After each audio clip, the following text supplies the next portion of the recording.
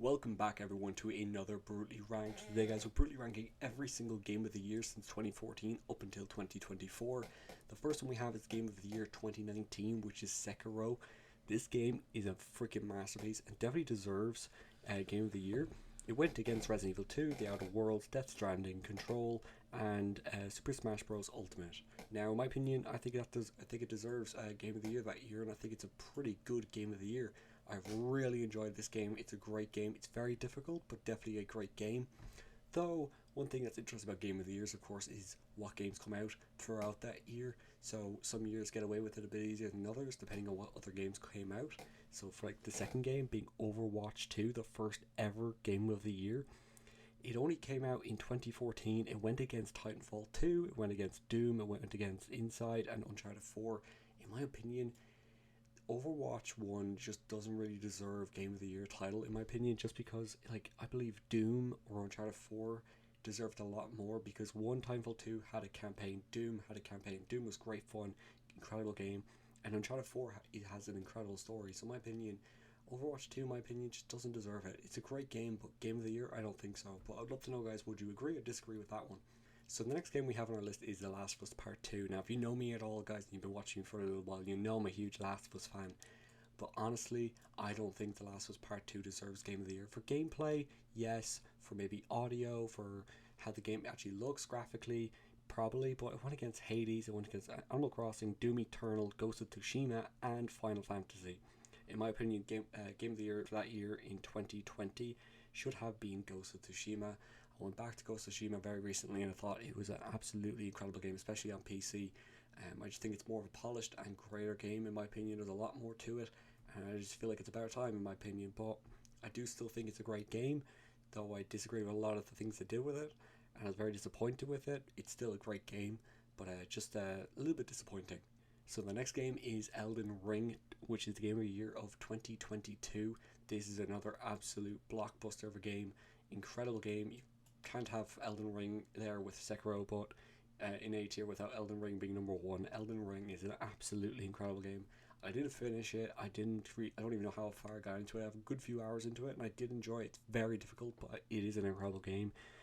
Though it didn't really go against many big games. It went against a game called Xenoblade Chronicles 3. Never heard of it. A Plague Tale, I have heard of. Horizon Forbidden West, I have heard of but haven't played that much of. And Stray and God of War Ragnarok. I did play God of War Ragnarok, but I could definitely agree that Elden Ring probably deserves it. And Elden Ring is genuinely a great game, so I can see why that won it. So the next one we have is Zelda Breath of the Wild, which, to be fair, I could see why it won.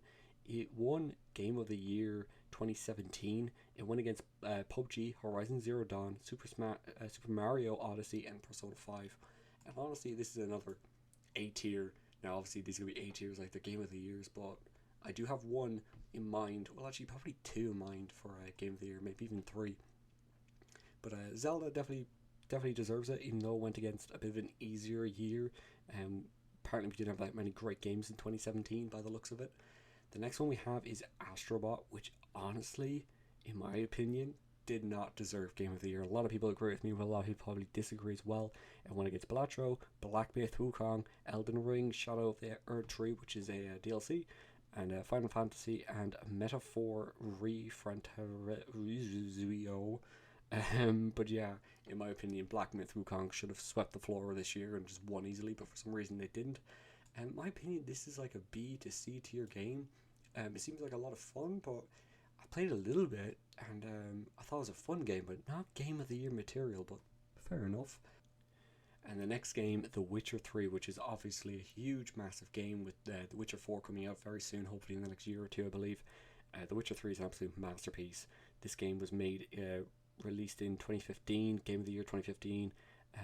Went against Metal Gear Solid 5, Bloodborne, Super Mario Maker, and Fallout 4, which, to be fair, that's probably one of the hardest years in Game of the Years that I've seen on this list so far. Like, it went against a lot of big games like Metal Gear Solid 5, Bloodborne, Super Mario Maker, and Fallout 4 in 1 year.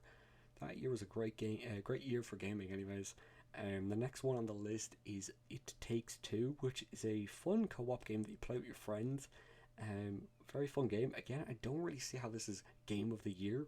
considering it went against Resident Evil Village, which I did play and complete and I loved. I'm a huge Resident Evil fan. It went against Metroid Dread, Deathloop, Ratchet & Clank Rift Apart, and Psychonauts 2.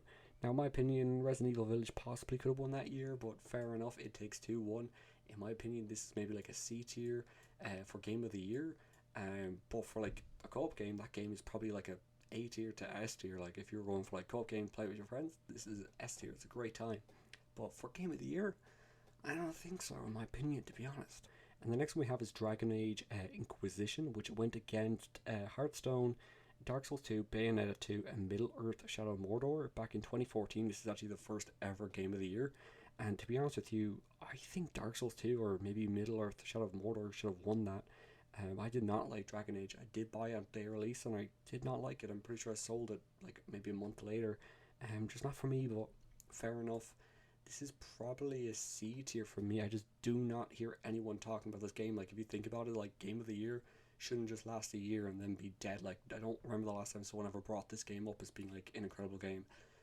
So yeah, I don't know why it's even on the list, but it is apparently. So the next one we have is God of War 2018. This game is absolutely incredible. I've played it all, finished it all twice. Incredible game, loved it so much. It came out in 2018. It's Game of the Year 2018, of course. Went against Monster Hunter World, Assassin's Creed Odyssey, Marvel Spider-Man, Red Dead Redemption 2, and Celeste. In my opinion, like it's an incredible game, like a 9 to 10 out of 10 game. But how it won against Red Dead 2 absolutely blows me away. I just cannot believe it. I'm probably going to put it out here. But I'm just shocked that Red Dead 2 did not just win that. Again, it's a bit of a shocker. God of War definitely deserves Game of the Year any other year. But against Red Dead 2, that just blows my mind. I don't know how they did it. Now, the next one we have is Baldur's Gate 3, which is a game I played a little bit of, to be honest with you. I didn't play a lot of it, but I can definitely see how it won. It went against Alan Wake 2, which was a very fun game, but nowhere near as Baldur's Gate 3. Marvel Spider-Man 2 was a little bit of a letdown for me, a bit too short and not enough content. Has like no DLC either, like it's pretty dead now. There's like no reason to go back to it.